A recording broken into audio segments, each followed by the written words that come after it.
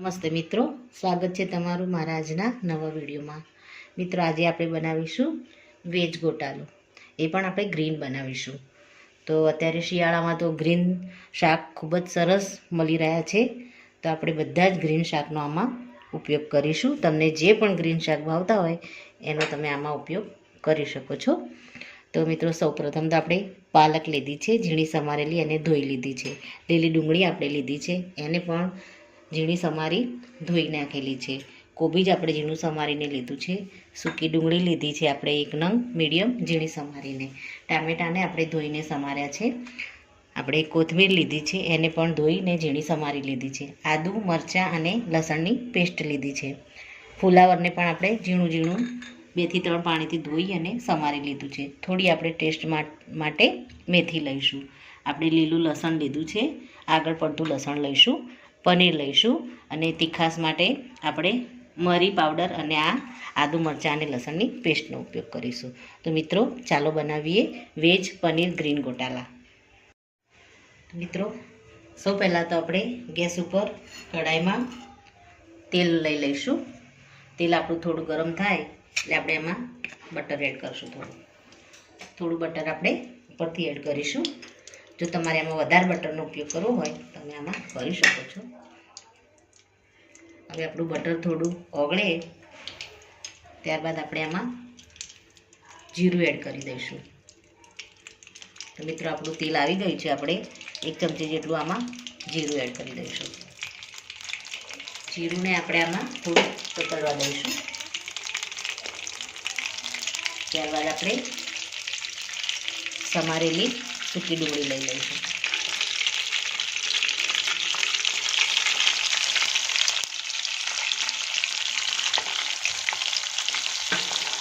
ડુંગળીને આપણે થોડી ચલાવીશું. ત્યારબાદ આમાં આપણે ફુલાવરને કટિંગ કરીને રાખ્યું છે એને એડ કરી દઈશું. જે શાકને થોડી વાર લાગતી હોય એને આપણે આમાં પહેલાં એડ કરી દઈશું. થોડી વાર માટે આપણે આને હાઈ ફ્લેમ ઉપર જ ચલાવીશું.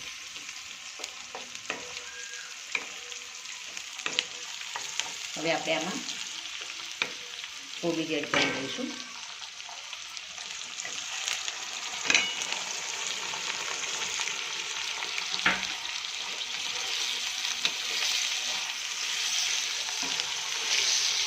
થોડી કોબી અને ફુલાવર આમાં સોફ્ટ થવા દઈશું. એકાદ મિનિટ માટે આપણે આને હલાવીશું.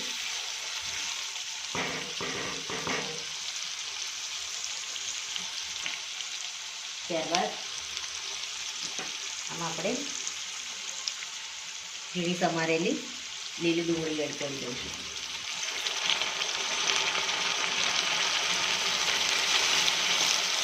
આપણે 1 વાટકી જેટલી લીલી ડુંગળી લીધી છે.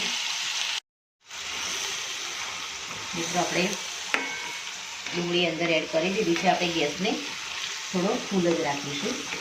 બધા શાક આપણે ધોયેલા છે એટલે અંદર પાણી, આ બધા શાકમાં પાણી નીકળે જ છે એટલે આપણે ગેસને ફૂલ જ રાખીને આને પકવીશું. હવે આપણે ઝીણા સમારેલા ટામેટાં એડ કરી દઈશું.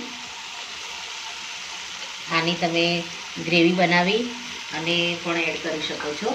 આપણે એકદમ ઝીણા સમારી દીધા છે ટામેટાં, એ પણ આપણે હાઈ ફ્લેમ ઉપર થવા દઈશું તો એકદમ સારી રીતે ગળી જશે.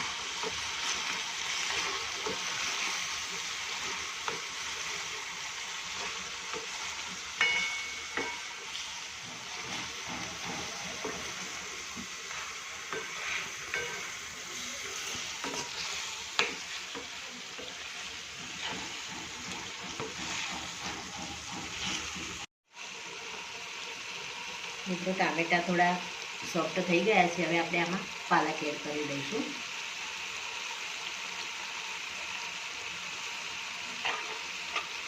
પાલકની સાથે આપણે થોડી મેથી લીધી છે 1 ચમચી જેટલી, એને પણ આપણે આમાં એડ કરી દઈશું.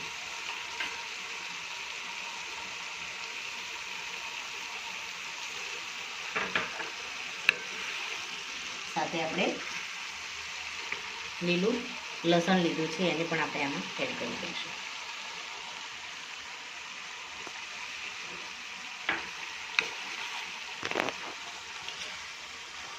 ત્યારબાદ આદુ મરચાં અને લસણની જે આપણે પેસ્ટ રેડી કરી છે એને પણ આપણે આમાં એડ કરી દઈશું.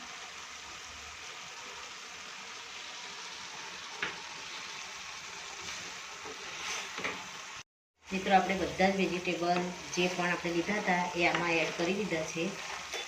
હવે આપણે આને ટેસ્ટ મુજબ આપણે મીઠું એડ કરી દઈશું અને આને ઢાંકી અને 2 થી 3 મિનિટ માટે આપણે થવા દઈશું. આપણે ગેસને મીડિયમ કરી દઈશું. ત્યાં સુધી આપણે રેગ્યુલર જે ધાણા જીરુંને આપણે જે મસાલા લઈએ છીએ એની આપણે એક પેસ્ટ બનાવી લઈશું. મિત્રો આપણે એક વાસણમાં આપણે મિક્સરમાં જે લસણ ને મરચાં ક્રશ કર્યા છે એનું જ પાણી આપણે આમાં એડ કરીશું. તો આમાં બે ચમચી જેટલું આપણે આમાં ધાણા જીરુંનો પાવડર એડ કરી દઈશું. 1 ચમચી આપણે આમાં ગરમ મસાલો એડ કરીશું અને આપણે આમાં થોડી હળદર એડ કરી દઈશું. હવે આને આપણે સારી રીતે, તમારી જોડે જો પાઉંભાજીનો મસાલો હોય તો એને પણ તમે આમાં એડ કરી શકો છો. એનો ટેસ્ટ પણ ખૂબ જ સરસ આવે છે. તો આપણે આ રીતે આની પેસ્ટ બનાવી દઈશું અને આપણા વેજીટેબલ સારી રીતે થઈ જાય 2 થી 3 મિનિટ પછી આપણે આને આમાં એડ કરી દઈશું.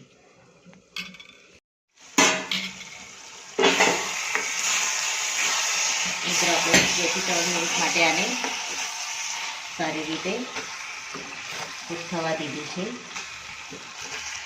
હવે આપણે આમાં જે પેસ્ટ રેડી કરી છે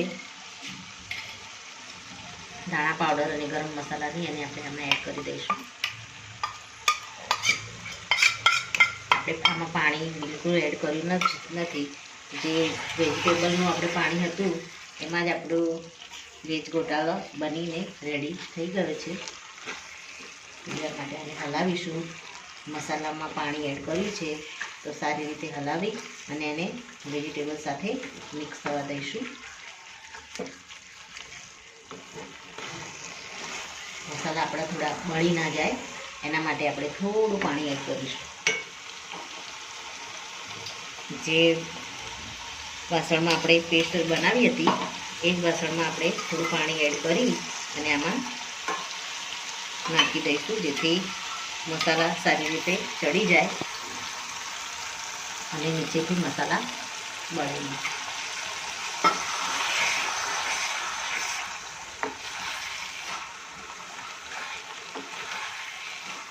મિત્રો ખૂબ જ સરસ કલર આવી ગયો છે. હવે આપણે પનીરને છીણીને લીધું છે એને આપણે આમાં એડ કરી દઈશું.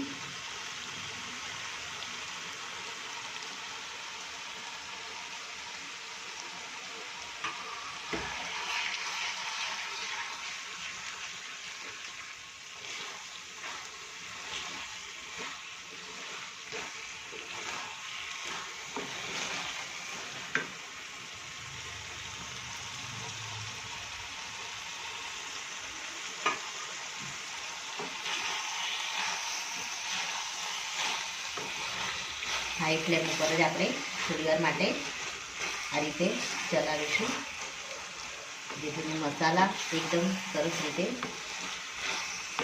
થઈ જાય ને આપણું પનીર પણ એમાં પણ મસાલા સારી રીતે લાગી જાય. હવે આપણે લાસ્ટમાં લીલા ધાણા આપણે લીધા છે એને આપણે આમાં એડ કરી દઈશું. લીલા ધાણા પણ આપણે વધારે જ લીધા છે.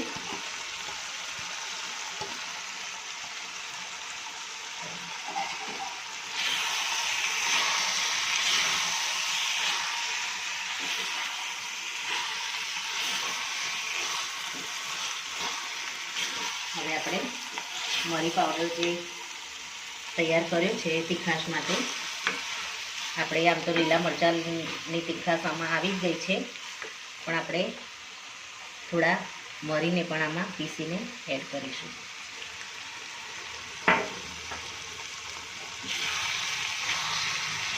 મિત્રો આપણું વેજીટેબલ ગોટાળા બની અને રેડી થઈ ગયો છે. ખૂબ જ સરસ એવો કલર આવી ગયો છે. 2 મિનિટ પછી આપણો વેજ પનીર ગોટાળા ખૂબ જ સરસ બનીને રેડી થઈ ગયો છે અને કલર પણ એકદમ સરસ ગ્રીન આવી ગયો છે. આને આપણે 2 મિનિટ પછી આ રીતે ચલાવી અને સર્વ કરી લઈશું. મિત્રો રેડી છે આપણું શિયાળા સ્પેશિયલ ગ્રીન વેજીટેબલ ગોટાળા. એને આપણે ઉપરથી થોડું પનીર એડ કરી અને ગાર્નિશ કરી દઈશું. તો મિત્રો આ સાથે મારો આ વિડીયો અહીંયા પૂરો થાય છે. મિત્રો મારા જો વિડીયો તમને ગમતા હોય તો તમારા ફ્રેન્ડ અને ફેમિલીમાં જરૂરથી શેર કરો અને મારી ચેનલને સબસ્ક્રાઈબ કરો અને કમેન્ટમાં જરૂરથી લખો કે મારો આ વિડીયો તમને કેવો લાગ્યો. ફરી મળીશું એક નવા જ વિડીયો સાથે. ત્યાં સુધી આવજો મિત્રો. Thank you.